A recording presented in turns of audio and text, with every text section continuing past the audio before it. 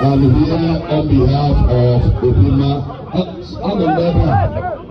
Now, Sunday, Obima. Igwe, Igwe saying, oh, get on Monday, a benefit. Chideke goes here, Omoga.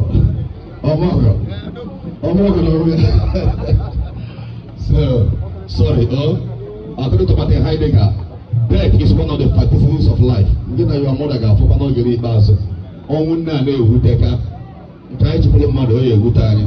Mano, pray, I will not be the normal. Number one, the dinner, no room call. We are celebrating the this Easter festival, the triumph of life over death.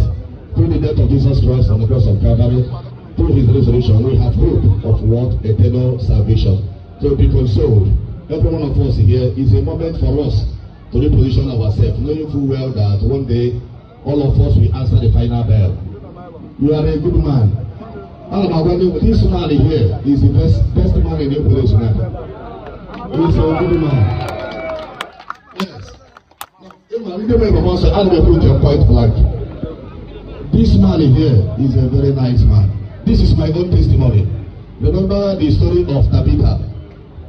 When Tabitha in the Bible dies, in the Acts of Apostles, people were crying. It was the good work of Tabitha that called her back to life.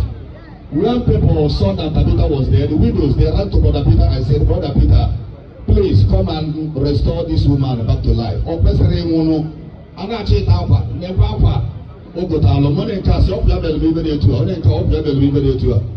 Even to help you about that, only principle mother. And the former email will be man or the indelible.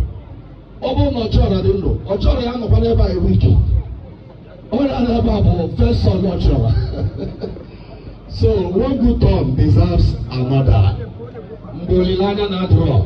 You give the family hope. If I be a man of God, God's favor will always be with you. Who knows? The teacher navigated torrential flood. You know, the attacks of the world. Keep on being good. Then your wife. I can't allow some mark. Only person one from another than easy one. The market in the area. Chile can go over.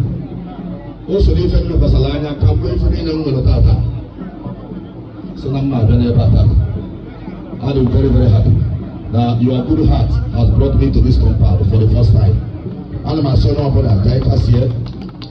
Our hope is that it's a moment for the community to move forward. Anna Karochuku Neru, Honor Son Gabriel, may God continue to be with you and stand by you. Don't be consoled.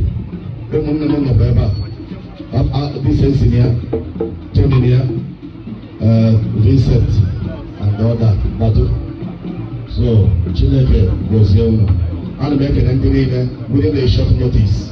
Oh no, what was possible? I don't know my son. Chineke was young and Jesus. May the source of Maria, the Teresa, may the source of Teresa.